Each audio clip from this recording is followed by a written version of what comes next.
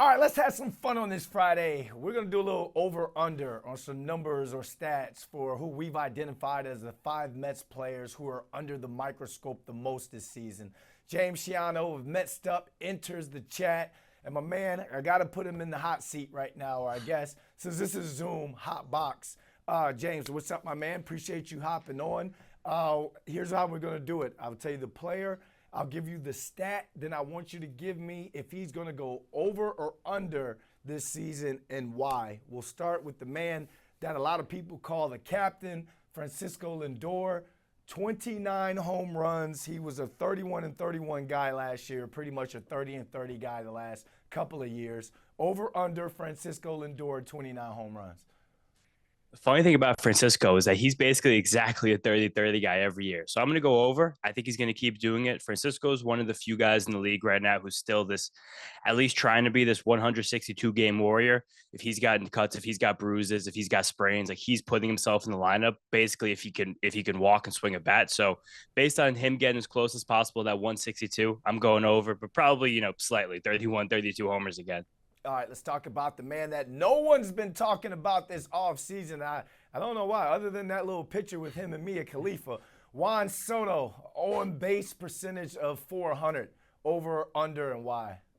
Juan Soto way over 400 on base. Last year, I think was the first or second time in his career he was under a 400 on base, and that came with one of the worst 6-week stretches we've ever seen him have. Second half, Juan Soto is the real Juan Soto. I think the batting average going up. I think the on base percentage going way up. I don't know if the steals are going up. Those are probably going down. But I think Juan Soto is going to be looking more like a 415, 420 on base percentage this year. Let's talk about the new guys that are in now. Freddy Peralta, 3.3 ERA, 3.3 ERA, over, under, why? He's coming off a career year. He's coming off a career year. I think the lowest or second lowest ERA in his career at about 2.7. But I think this one's going over. That 2.7 ERA was probably a bit of an aberration for Freddie. I've been saying I'm Mets'd Up this week. Amazing. So pumped that we have him on this team. But he's definitely more of like a top 20, 25 pitcher in the game than some kind of all-worldly type of ace.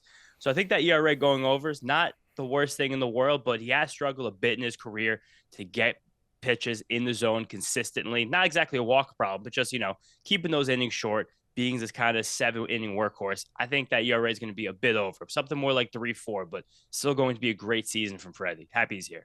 All right, next up, the guy that's coming down from the 6, Bichette. He's coming in, enters the group chat from Toronto. Had himself a pretty big year last year. 180 hits is the over-under. What sayeth you? This is a good line you said here because Bichette's career last year, 181. The year before that, when he played nearly a full season, 175. So we're close with that with Bo. But the thing with Bo over the last 3 years is that he's going to spend probably a little bit of time on the injured list. I know it's likely a 1-year deal, so he's going to be trying his best to play every day to get back on the market next year, make as much money as possible. But this is probably one that just goes slightly under. I say he misses 2 weeks at some point with an ankle, a groin, a hamstring, a knee, something like these lower body injuries that have been nagging him a few years. And again, winds up slightly under that 180 hits.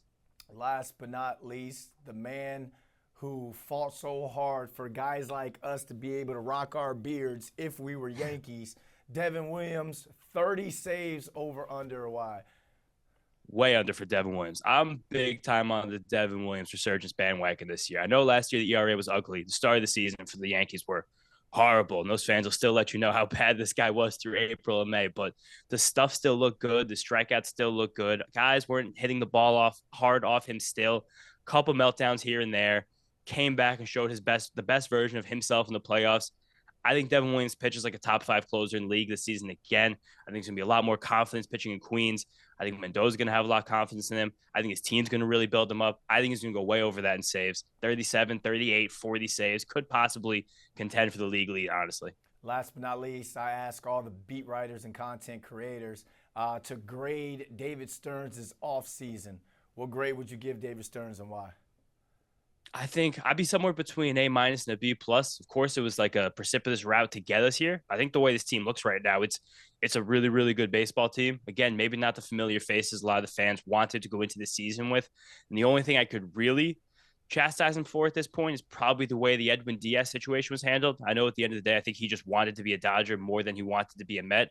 But that's the one area where I could say, like, I really wish we had one of the guys we lost rather than the guys we got back. But the way this whole thing's come together, it's a very solid grade for David Stearns. A minus, B plus, somewhere around there. Yeah, man, the aliens should study his bounce back because earlier in the offseason, people wanted this man's head on the stake, but now he's the man again. I guess that's just how it happens here in New York.